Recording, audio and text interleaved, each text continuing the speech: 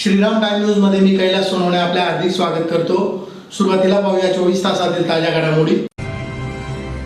जळोद येथील प्राथमिक माध्यमिक व उच्च माध्यमिक अनुदानित आश्रमशाळेतील सुमारे 2 कोटींच्या भ्रष्टाचार प्रकरणी तत्कालीन संचालक मंडळावर गुन्हे दाखल करण्याची मागणी।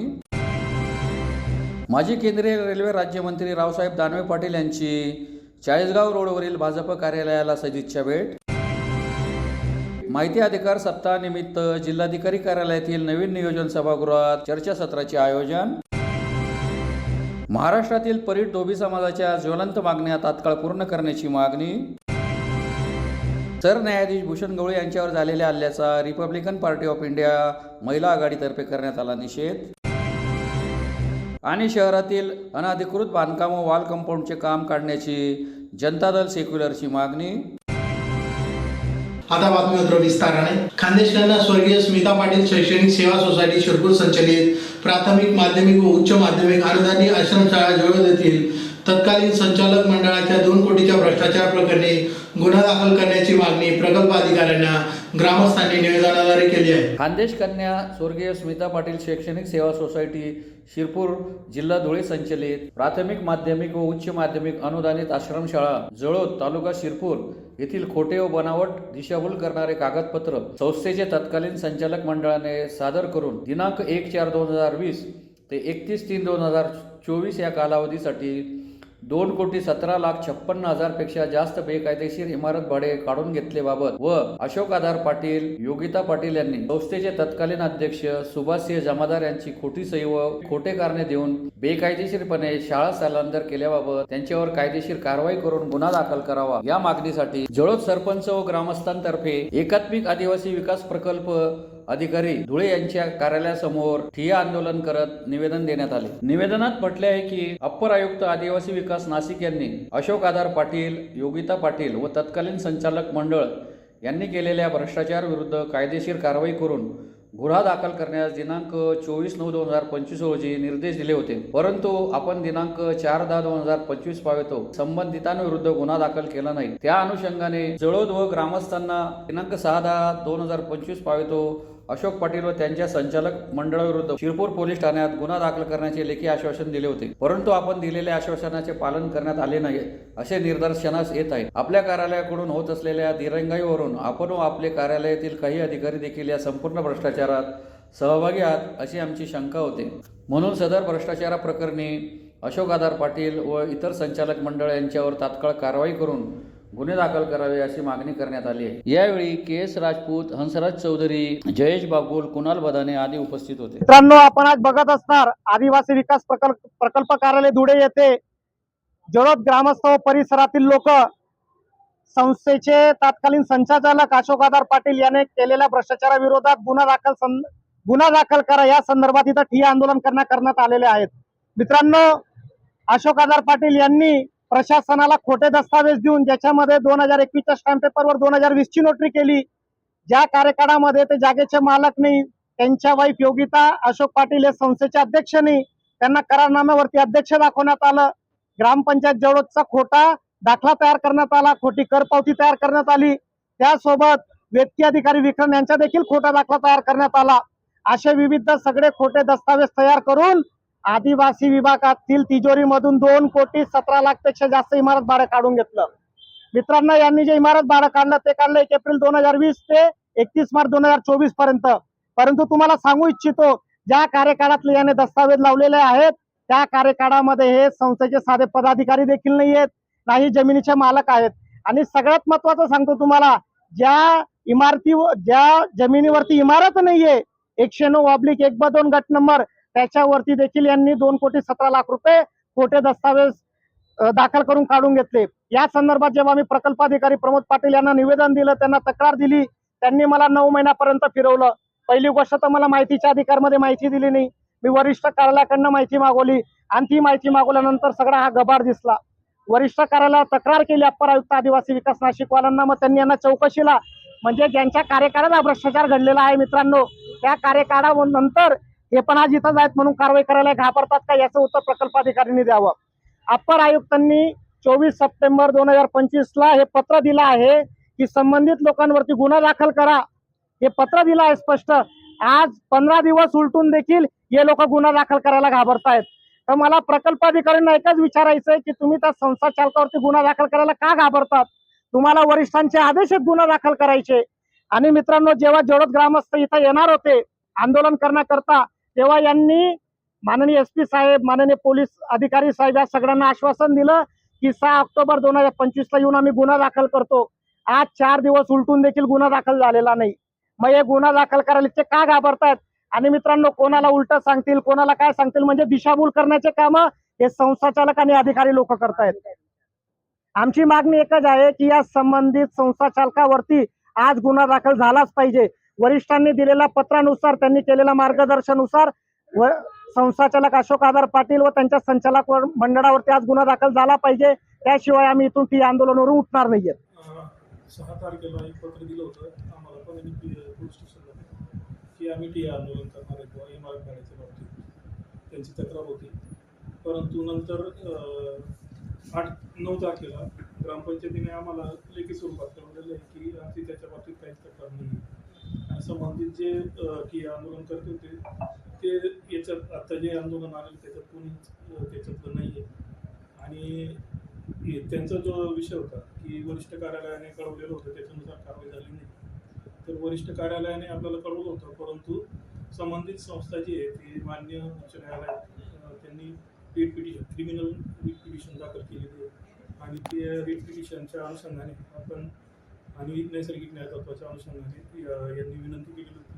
तसं आपण वरिष्ठ कार्यालयाकडे मार्गदर्शन संबंधित जी काही आश्रमशाळा आहे तिला कळवलेलं आहे. कुठल्याही परिस्थितीत स्थलांतर होणार नाही असं संस्थेला आपण कळवलेलं आहे. नाशिक विभागाकडनं या त्यासाठी आम्ही आमचे कार्यालयाचे सहाय्यक प्रकल्प अधिकारी शिक्षण यांना पाठवून केलं होतं. संबंधित सहाय्यक प्रकल्प अधिकारी हे पोलीस स्टेशन शिरपूर येथे गेलेले होते आणि त्या ठिकाणी गेल्यानंतर रात्री 9-9:30 वाजेपर्यंत थांबून चर्चा केली संबंधित अधिकाऱ्यांशी. आणि संबंधित अधिकाऱ्यांनी सांगितलं की आपण प्रॉपर आपले जे वकील असतील, सरकारी वकील असतील, त्यांच्याकडून एक प्रॉपर डॉक्युमेंट करून आमच्याकडे सादर करा असं सांगितलं होतं. तर त्या दरम्यानच संबंधित संस्थेने रिपिटिशन दाखल केल्यामध्ये आपण मार्गदर्शन वरिष्ठ कार्यालयाला मागितलं. त्या संबंधित जे काही तक्रारदार आहे त्यांचा कुठल्याही परिस्थितीत चुकीचे म्हणजे आपण कारवाई करताना सुरुवातीला पण आपण चांगल्या पद्धतीने जे प्रामाणिकपणे त्या गोष्टी होत्या त्या सर्व मांडलेल्या आहेत. आणि कुठलेही कोणी निराधार वैयक्तिक स्वार्थासाठी जर कोणी आरोप करत असेल तर ते चुकीचं. माजी केंद्रीय रेल्वे राज्यमंत्री रावसाहेब दानवे पाटील हे नंदुरबार दौऱ्यावर आले असता त्यांनी गुरुवारी सायंकाळी धुळे येथील चाळीसगाव रोडवरील भाजप कार्यालयात सदिच्छा भेट देऊन बैठक घेतली. माजी केंद्रीय रेल्वे राज्यमंत्री रावसाहेब दानवे पाटील हे नंदुरबार दौऱ्यावर आले असता त्यांनी गुरुवारी सायंकाळी भाजपच्या चाळीसगाव रोडवरील नूतन कार्यालयाला सदिच्छा भेट दिली. या भेटी दरम्यान निवडणुकीच्या दृष्टीने एका महत्वपूर्ण बैठकीचे आयोजन करण्यात आले होते. सुरुवातीला दानवे यांचे पक्षातर्फे स्वागत करून सत्कार करण्यात आला. त्यानंतर पार पडलेल्या बैठकीत त्यांनी पक्षाची संघटनात्मक बांधणी अधिक मजबूत करण्यावर विशेष भर दिला. कार्यकर्त्यांच्या समस्या, स्थानिक विकास कामे आणि जनतेशी संपर्क वाढून निवडणुकीसाठी सज्ज राहण्याचे आवाहन त्यांनी केले. त्यांच्या या मार्गदर्शनामुळे कार्यकर्त्यांमध्ये निवडणुकीच्या कामासाठी नवचैतन्य संचारले असून जनतेच्या सेवेसाठी अधिक प्रभावीपणे काम करत पक्षाला मोठे यश मिळवून देण्याचा निर्धार सर्वांनी व्यक्त केला. या महत्वपूर्ण बैठकीला आमदार अनुप अग्रवाल, माजी केंद्रीय राज्यमंत्री डॉक्टर सुभाष भामरे, भाजप महानगर जिल्हाध्यक्ष गजेंद्र आंबळकर, बापू खलाने यांच्यासह पक्षाचे सर्व प्रमुख पदाधिकारी, ज्येष्ठ नेते आणि कार्यकर्ते मोठ्या संख्येने उपस्थित होते. भारतीय जनता पार्टीला समर्पित भावनेनं त्यांनी त्यांच्या कुटुंबाने सगळ्यांनी संमती देऊन या ठिकाणी एवढ्या शहरामध्ये एक अत्यंत चांगली जागा या ठिकाणी दिली आणि ती विनामूल्य दिली. याबद्दल मी पक्षाच्या वतीनं त्यांचं आभार व्यक्त करतो. बाबांना सांगितलं की आजकाल तर जागा भेटावटे इंच विकायला लागल्या शहरासारख्या ठिकाणी. आणि अशा परिस्थितीत आपला कार्यकर्ता, सामान्य कार्यकर्ता जो आमदार नाही, जो खासदार नाही, नगरात नगरसेवक नाही, काय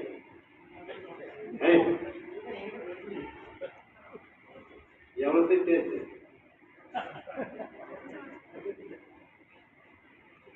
तर समर्पित भावनेना ही वास्तूला जागा आमच्या ठिकाणी या ठिकाणी वास्तू वगैरे आहे. त्यावर प्रबंधराव अध्यक्ष होते, बाबा, अनु. त्या टायमाला आम्ही स्थानिक बैठक निर्णय केला की आपल्या राज्यामध्ये आणि देशात भारतीय जनता पार्टीला स्वतंत्र कार्यालय असले पाहिजे आणि त्या ठिकाणी कार्यालयाला जागा घ्यायची तर महाग जागा असायची शहरामध्ये. निर्णय झाला होता की गाव ज्या दिशेनं वाटतं त्या दिशेनं जागा घ्या. म्हणून मी धुळेची जागा, नंदुरबारची जागा घ्यायला आम्ही चालू रात्रभर फिरलो पाहायला, तर आपण जागेतून किमती वाढतात रात्रीचे घेऊन फिरले मोटरसायकलवर आणि आम्ही 3-4 ठिकाणी जागा पाहिल्या आणि शेवटी आता मी ती जागा पूर्ण झालो. आम्ही ती जागा मेहनत दिली आणि सौदा करून आमचे पैसे देऊन टाकले. पण आमचा निर्णय बदलला की गावातून जागा भेटेल तर गावातल्या जागा घ्या. आणि बऱ्याच शहरामध्ये नवीन आता जागा घ्यायला सुरुवात झाली शहराच्या जवळ. त्यातले त्यात तुम्हाला तर काही न करता आपल्या कार्यकर्त्यांनी जागा दिली.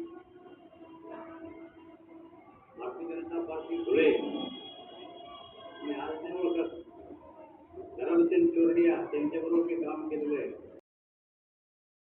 माहिती अधिकार सप्ताहानिमित्त धुळे नंदुरबार जिल्ह्यातील जनमाहिती अधिकारी, प्रथम अपील अधिकारी, नागरिक तसेच माहिती अधिकारी कार्यकर्ते यांच्या चर्चासत्राचे जिल्हाधिकारी कार्यालयातील नवीन नियोजन सभागृहात शुक्रवारी आयोजन करण्यात आले होते. माहिती अधिकार सप्ताहानिमित्त धुळे व नंदुरबार जिल्ह्यातील जन माहिती अधिकारी, प्रथम अपीलीय अधिकारी, नागरिक तसेच माहिती अधिकार कार्यकर्ते यांच्या चर्चासत्राचे धुळे जिल्हाधिकारी कार्यालयातील नवीन नियोजन सभागृहात शुक्रवारी आयोजन करण्यात आले होते. या चर्चासत्राला मार्गदर्शन करताना नाशिक विभागाचे राज्य माहिती आयोग खंडपीठ आयुक्त भूपेंद्र गुरव यांनी सांगितले की राज्यात माहितीचा अधिकार अधिनियम 2005 च्या प्रभावी अंमलबजावणीसाठी सर्वांनी मिळून समन्वयाने काम केली तर या कायद्याची प्रभावी अंमलबजावणी होऊन जनसामान्यात मिळणारी माहिती योग्यरित्या यंत्रणांना देणे सोयीची होईल. माहिती मागणाऱ्या अर्जदाराने जी माहिती मागायची ती मोघम मागू नये. माहिती मागण्याचा अर्ज व्यवस्थित, नीट व परिपूर्ण भरावा.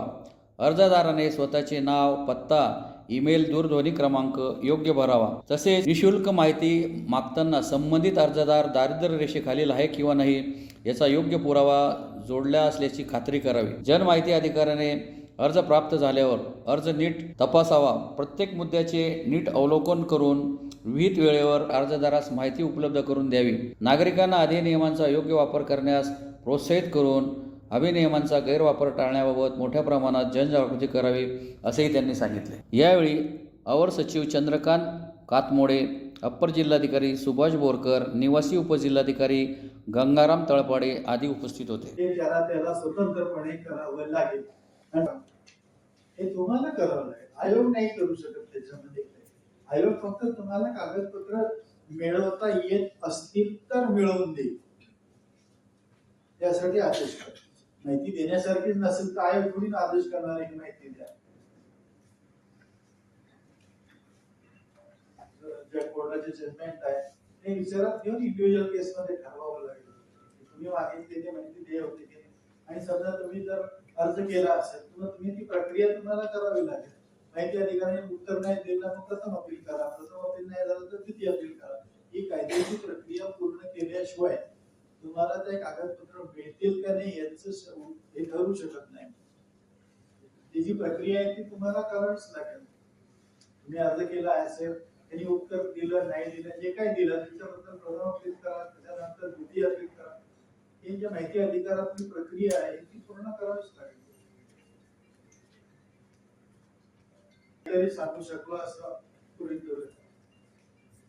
त्यांच्या सगळ्या प्रश्नांचं सोल्युशन माहिती आयोग नाही. जे काही प्रॉब्लेम असतील त्याचं सोल्युशन काही माहिती आयोग होत नाही. त्या माहिती आयोग फक्त कागदपत्र मिळवून देईल जर देता येत असतील तर, आणि ते तुम्हाला वापरून या न्यायालयात तुम्हाला वापरायचे तिथे ते तुम्हाला वापरता येईल.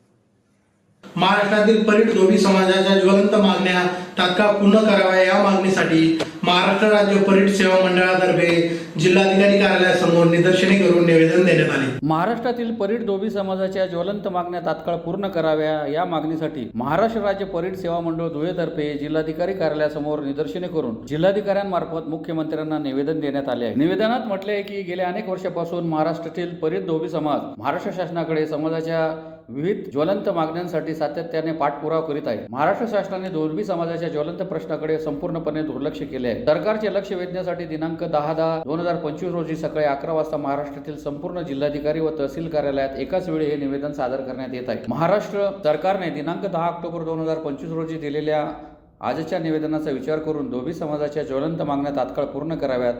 मागण्या पूर्ण केल्या नाहीत तर दिनांक 10 नोव्हेंबर 2025 रोजी नागपूर येथे संपूर्ण महाराष्ट्रातील परीट धोबी समाज सरकारच्या विरोधात बेमुदत साखळी धरणे प्रदर्शन करणार आहे. तरी समाजाच्या महाराष्ट्रातील परीट धोबी समाजाला अनुसूचित जातीच्या सवलती मिळण्याबाबत संबंधाचे धोबी समाज पुनर्विलोकन समिती गठीत करून DM बांडे यांच्या अध्यक्षतेखाली सर्वे करण्यात आला. त्याचा अहवाल सरकारला सादर झाल्यानंतर महाराष्ट्र सरकारने सातत्याने चुकीची शिफारस केंद्राला केली. त्यामुळे परीट समाजाला न्याय मिळाला नाही. करिता योग्य शिफारस करून परीट धोबी समाजाला अनुसूचित जातीच्या सवलती पूर्ववत देण्यात याव्यात. श्री संत गाडगेबाबा आर्थिक विकास महामंडळ कार्यान्वित करावे. परीट धोबी समाजासह तत्सम 12 बलुतेदार या जाती उद्ध्वस्त झाल्यामुळे त्यासाठी 12 बलुतेदार या अल्पसंख्य ओबीसीला विशेष मागासवर्ग म्हणून स्वतंत्र सवलत देण्यात यावी. राष्ट्रसंत गाडगे महाराज यांना भारतरत्न पुरस्कार घोषित करावा. भारत सरकारने स्थापन केलेल्या सफाई कामगार यादीत भारतातील रजक धोबी समाज सामील असल्याने महाराष्ट्रातही परीट धोबी समाजाला या सफाई कामगार म्हणून स्वतंत्र सहकार्य करण्यात यावे. हैदराबाद गॅझेटचा आधार घेऊन तेलंगणामध्ये परीट धोबी समाजाला ओबीसी मध्ये विशेष दर्जा देण्यात आला आहे. तो दर्जा महाराष्ट्रातही देण्यात यावा आदी मागण्या करण्यात आल्या आहेत. यावेळी अनिल काकुळदे, सुनील सपकाळ, गुलाब सोनवणे, कृष्णा शिंदे, राजेंद्र गवळी, दिलीप गवळी, पंडित जगदळे, आबा सपकाळ, पप्पू वाल्ले, शंकर सगरे, भिकाजी निकम, मनोज आगलावे, विजय जाधव, जितेंद्र पवार, अरुण सूर्यवंशी, अजय जगदळे, संजय गवळी आदी उपस्थित होते. महाराष्ट्रातील सकल परीट समाजातर्फे कलेक्टर साहेबांना आम्ही निवेदन देण्यासाठी आलो होतो. आमचा परीट समाज 18 राज्यामध्ये SCच्या सवलतीस पात्र आहे, परंतु 12 राज्यांमध्ये आमच्यावर जो अन्याय झालेला आहे, आम्हाला OBC मध्ये टाकण्यात आलेलं आहे, त्या अन्यायाच्या विरुद्ध आवाज उठवण्यासाठी विविध प्रकारचे आंदोलनं झालेत. आता पुढील महिन्यात नागपूर येथे धडक मोर्चाचं आयोजन करण्यात आलं आहे. त्याची एक पूर्वसूचना म्हणून कलेक्टर साहेबांना आम्ही निवेदन देण्यासाठी सर्व समाज बांधव धुळे जिल्ह्यातील इथे जमलो आहोत. आमच्या प्रमुख मागण्या ह्या असून 18 राज्यामध्ये आमचा जो समाज आहे तो SC मध्ये असताना आमच्यावर 12 राज्यांमध्ये OBC मधला जो अन्याय केलेला आहे तो दूर करावा. श्री संत गाडगे महाराजांना राष्ट्रसंत गाडगे महाराजांना भारतरत्न पुरस्काराने सन्मानित करण्यात यावं. त्यानंतर हैदराबाद गॅजेटच्या संदर्भात जो नियम लागू केलेला आहे महाराष्ट्र शासनाने, त्याच्यामध्ये तेलंगणा राज्यामध्ये आम्ही SCत असून त्या धर्तीवर आम्हाला महाराष्ट्रात देखील SCच्या सवलती चालू कराव्यात. 1960 पूर्वी आम्हाला या सवलती नियमितपणे लागू होत्या, पण त्यानंतर शासनाच्या चुकीमुळे आम्हाला त्या सवलती बंद होऊन OBC मध्ये टाकण्यात आलं. एकाच समाजाला पूर्ण देशामध्ये अशा 2 प्रकारे वागणूक आणि न्याय कसा काय हे शासन देऊ शकतं? एका राज्यात आम्ही SC मध्ये असताना दुसऱ्या राज्यात OBC, असं होऊ शकत नाही.